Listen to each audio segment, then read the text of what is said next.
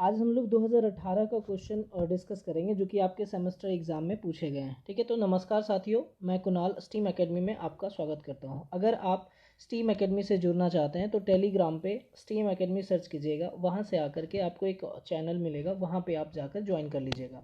जो भी notification lecture से रिगार्डिंग होगा वो आपको वहाँ पर मिलते रहेगा। ठीक है, तो आइए स्टार्ट करते हैं हम लोग।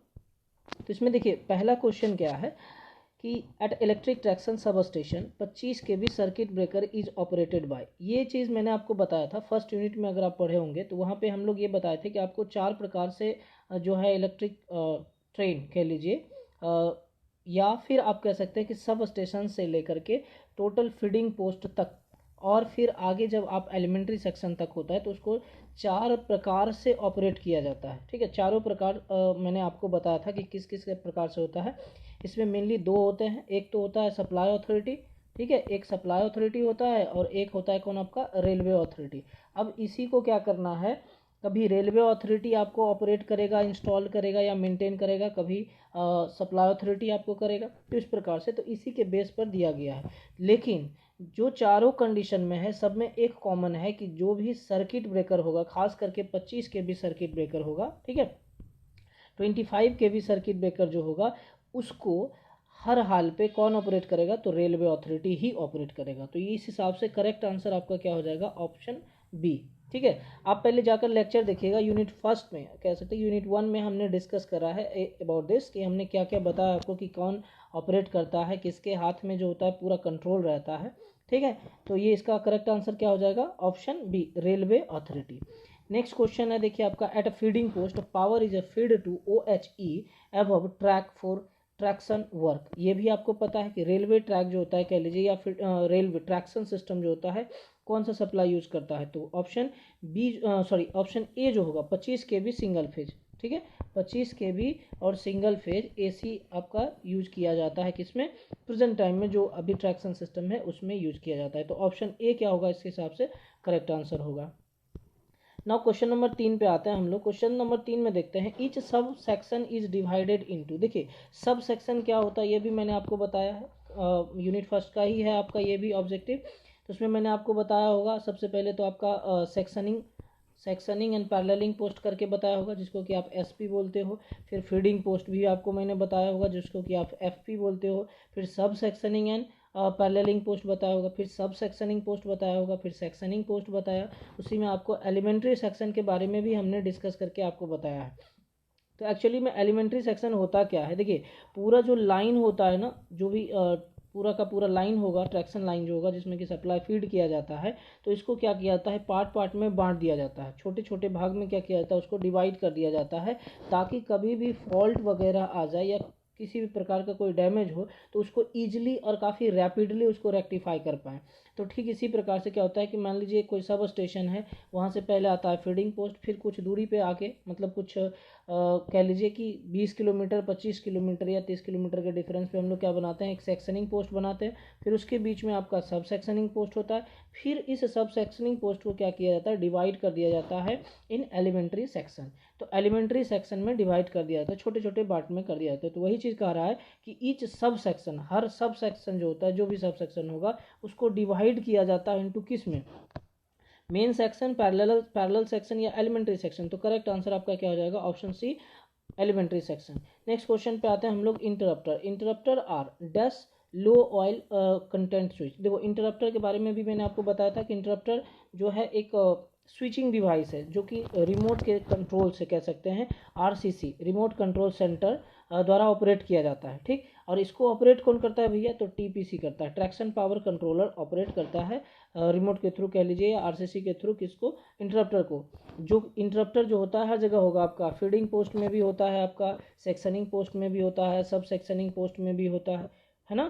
तो ये लगा हुआ होता है। तो ये बोला जा रहा है कि जो इंटरप्टर लगा हुआ होता है वो सिंगल पोल होता है कि डबल पोल होता है कि ट्रिपल पोल होता है कि नन ऑफ दिस। ध्यान से अगर समझिए इस चीज़ को।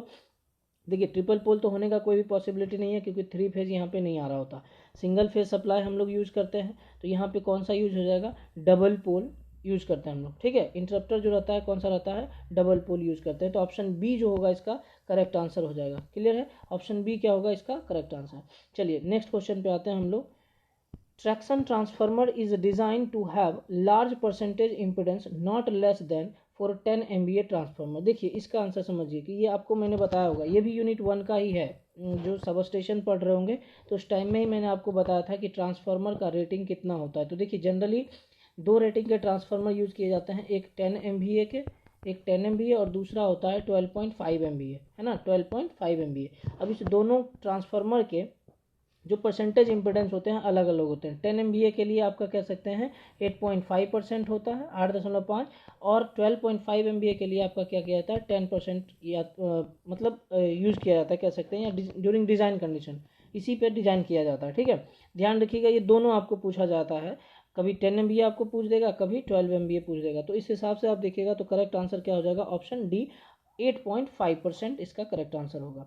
नेक्स्ट क्वेश्चन देखते हैं हम लोग कि 25 kV catenary protection from lightning is done using dash above the phase conductor. देखिए क्या बोला जा रहा है, जो 25 kV फीडर प्रोटेक्शन होता है, मतलब 25 kV का जो कैटनरी कह लीजिए उसको हम प्रोटेक्ट करते हैं लाइटनिंग से। तो कैसे, तो आप जानते हैं कि लाइटनिंग अरेस्टर जो होता है ना जनरली अर्थ कर दिया जाता है, कनेक्ट करके इन पैरेलल कनेक्ट किया जाता है इक्विपमेंट के, तो उसको क्या किया जाता है, अर्थ कर दिया जाता है। अर्थ माने कि क्या, ग्राउंड कर दिया जाता है। अगर आप ग्राउंड नहीं कीजिएगा तो जो भी लाइटनिंग होगा या थंडर होगा वो लाइटनिंग अरेस्टर पे आकर जाएगा कहाँ, तो उसको क्या किया जाता है, अर्थ कर दिया जाता है, ताकि जो भी लाइटनिंग हो वो लाइटनिंग अरेस्टर के द्वारा होते हुए अर्थ में जाकर बरीड हो जाए।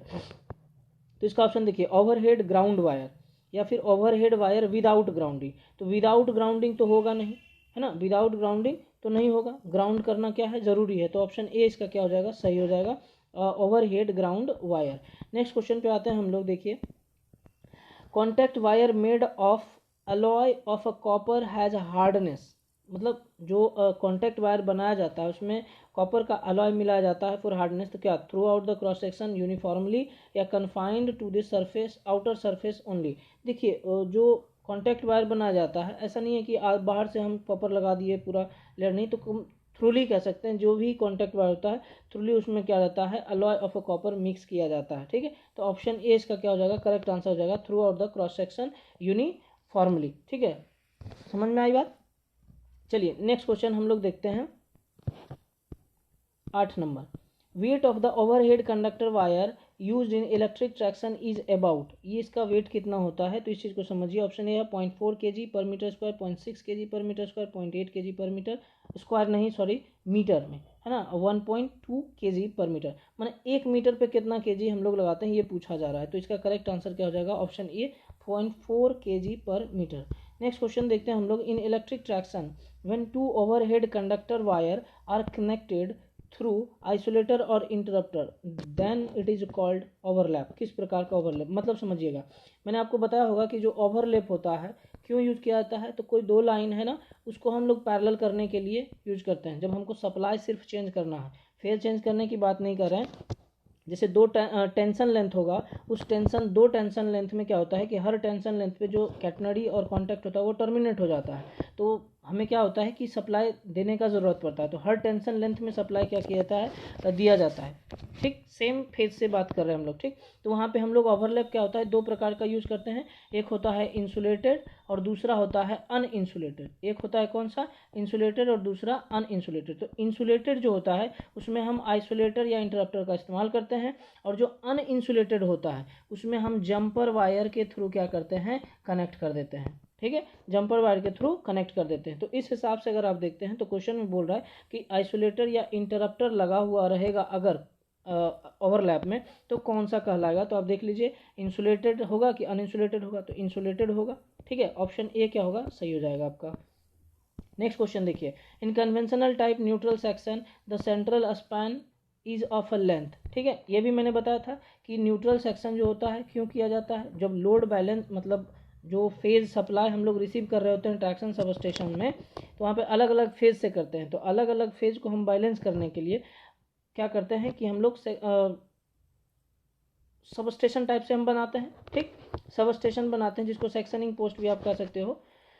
सेक्शनिंग पोस्ट पे ही हमारा क्या होता है, सप्लाई टर्मिनेट हो जाता है। तो अगर मान लो कोई दो फेज से हम सप्लाई लेते हैं तो उसको कहाँ पे, जब जहाँ पे टर्मिनेट होता है एक सब सेक्शन में हम लोग क्या करते हैं, एक न्यूट्रल सेक्शन लगाते हैं, एक साइड इधर से सप्लाई होता है और दूसरे साइड इधर से सप्लाई होता है, लेकिन ये सप्लाई ये वाला सप्लाई जो होता है सेम इधर फीड नहीं होता है, तो बीच में हम न्यूट्रल सेक्शन लगा देते हैं, ठीक है, ताकि हमारा लोड जो है बैलेंस रहे।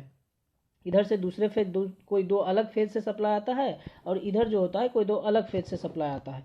तो न्यूट्रल सेक्शन भी आपका जो है 2-3 प्रकार के मैंने बताया था, एक तो आपको कन्वेंशनल टाइप बताया था, दूसरा शॉर्ट न्यूट्रल सेक्शन है, ये भी मैंने बताया था। तो इसमें देखिए कन्वेंशनल न्यूट्रल सेक्शन में हम लोग क्या करते हैं, जो डिस्टेंस बनाते हैं सेंट्रल डिस्टेंस या स्पैन कह लीजिए, वो 49.5 मीटर का होता है। लेकिन जब शॉर्ट न्यूट्रल सेक्शन की बात करेंगे तो वो अब क्या होता है 5 मीटर का बनाया जाता है। तो दोनों याद रखिएगा, कन्वेंशनल टाइप में कितना 49.5, और फिर जो शॉर्ट न्यूट्रल सेक्शन होता है उसमें कितना हो जाएगा 5 मीटर का, ठीक है 5 मीटर। तो करेक्ट आंसर इसका क्या होगा ऑप्शन डी।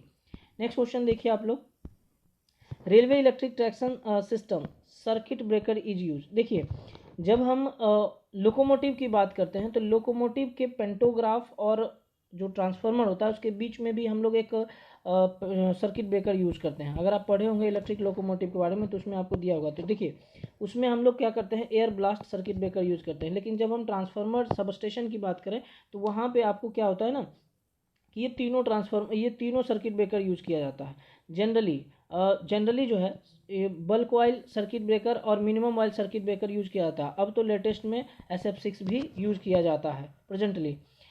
रेयरली जो होता है bulk oil circuit breaker use किया जाता है, लेकिन क्यों ना कि ऑयल जो है ज़्यादा रहता है उसमें, और ज़्यादा होने की वजह से वो वेपराइज होने लगता है, तो ये एक डिसएडवांटेज हो जाता है बल्क ऑयल सर्किट ब्रेकर का। इसलिए हम लोग क्या करते हैं मिनिमम ऑयल सर्किट ब्रेकर का इस्तेमाल ज़्यादा करते हैं। इसको आप देख लीजिएगा एक बार, कहीं बुक वगैरह में ज़्यादा से ज़्यादा बुक में आपको air blast circuit breaker answer करा हुआ है, तो हम मेरे हिसाब से ऑप्शन ए इसका करेक्ट होगा। लेकिन ऑब्जेक्टिव जो बनाया है उस हिसाब से आप देख लीजिएगा, हो सकता है इसका मिनिमम ऑयल सर्किट ब्रेकर भी हो सकता है या SF6 सर्किट ब्रेकर भी आंसर कंसीडर करता है। तो आप देख लीजिएगा एक हिसाब से, एक बार आप इसको गूगल कर लीजिएगा। नेक्स्ट क्वेश्चन है देखिए, isolator is install. Isolator install किया जाता है कहाँ? And substitute for the circuit breaker. क्या सर्किट ब्रेकर नहीं लगा करके हम आइसोलेटर का इस्तेमाल कर सकते हैं? बिल्कुल भी नहीं। आइसोलेटर एक स्विचिंग डिवाइस है और सर्किट ब्रेकर एक सेफ्टी डिवाइस है जो कि आपको सेफ रखता है कंपोनेंट को। ऐसा नहीं कर सकते हम कि सर्किट ब्रेकर की जगह पे हम आइसोलेटर का इस्तेमाल कर लें, बिल्कुल भी नहीं होगा। To break the circuit under fault condition. क्या ड्यूरिंग फॉल्ट कंडीशन में भी हम आइसोलेटर को ऑपरेट कर सकते हैं? उसके लिए क्या हम लगाते हैं? नहीं, आइसोलेटर को जब भी आप ऑपरेट करते हो नो लोड कंडीशन में ऑपरेट करते हो। ऑप्शन सी देखिए, to isolate one portion of the circuit from another portion. बिल्कुल सही है ये। आइसोलेटर को हम कहाँ लगाते हैं?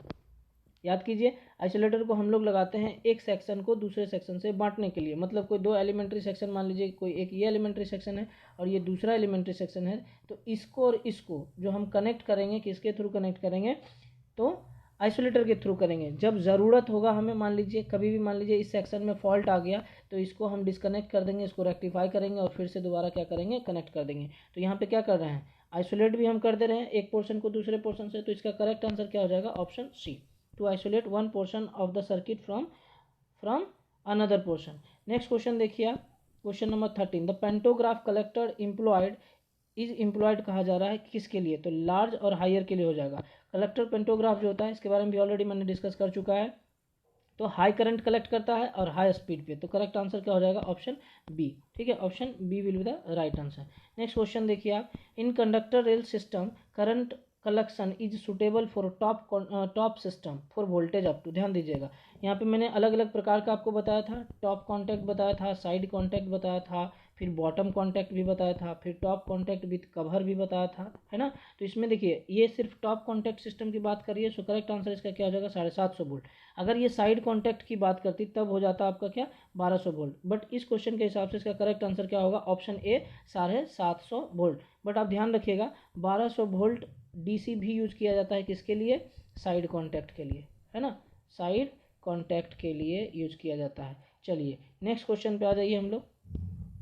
नेक्स्ट क्वेश्चन में देखिए, trolley collector current is universally employed for. Trolley collector current जो होता है यूनिवर्सली किसके लिए एम्प्लॉय किया जाता है? तो ट्राम्बे और ट्रॉली बसेस के लिए यूज किया जाता है। ऑप्शन ए क्या हो जाएगा? इसका सही आंसर होगा। नेक्स्ट क्वेश्चन आ जाइए, colour light signal indicates to proceed at a line a speed. ध्यान दीजिएगा, रेड जो होता है रोकने के लिए होता है, ठीक है, रेड जो होता है किसके लिए होता है? रोकने के लिए। येलो प्रोसीड होता है मतलब ट्रेन रन करेगी बट विथ कॉशन, प्रिकॉशन लेकर के रन करेगी एट मतलब कंट्रोल स्पीड में कह सकते हैं। और ग्रीन जो होता है अपने फुल स्पीड में क्या करता है, नॉर्मल जो स्पीड रहता है उसका फुल स्पीड में रन कर सकती है। तो यहाँ बोला जा रहा है कि कौन सा कलर लाइट सिग्नल होता है इंडिकेट करता है प्रोसीड एट अ लाइन, तो आप कह सकते हैं ऑप्शन सी हो जाएगा ग्रीन। करेक्ट आंसर क्या होगा, ग्रीन हो जाएगा ऑप्शन सी। हालांकि आपको अभी मैंने तुरंत बताया कि येलो भी आपका प्रोसीड के लिए है बट वो प्रोसीड विद कॉशन है, ठीक है, प्रिकॉशन कह सकते हैं कि सुरक्षित कैसी है या सेफ्टी के साथ क्या किया जाता है, प्रोसीड किया जाता है। बट इस यहाँ पे सिर्फ बोला जा रहा है प्रोसीड, तो करेक्ट आंसर क्या हो जाएगा, ऑप्शन सी। नेक्स्ट क्वेश्चन देख लीजिए आप, क्वेश्चन नंबर 16 है, in track circuit when no train is present, जब ट्रेन प्रेजेंट नहीं होता है present, the relay is dash by DC current source through the trails. मान लीजिए कोई ट्रैक है, उस ट्रैक पे कोई ट्रेन अगर रन नहीं कर रही होती या कोई ट्रेन उस पर प्रेजेंट नहीं है, तो उस टाइम में आपका जो डीसी करंट होगा रिले के थ्रू फ्लो कर रहा होगा। तो जब डीसी करंट फ्लो कर रहा होगा तो उसमें क्या होगा, रिले हमारा एनर्जाइज होगा, ठीक। तो करेक्ट आंसर क्या होगा, ऑप्शन ए। इसके बारे में भी मैंने डिस्कस किया आपको ट्रैक सिस्टम के बारे में कि कितने प्रकार का होता है, एसी ट्रैक सर्किट और डीसी ट्रैक सर्किट, ठीक है।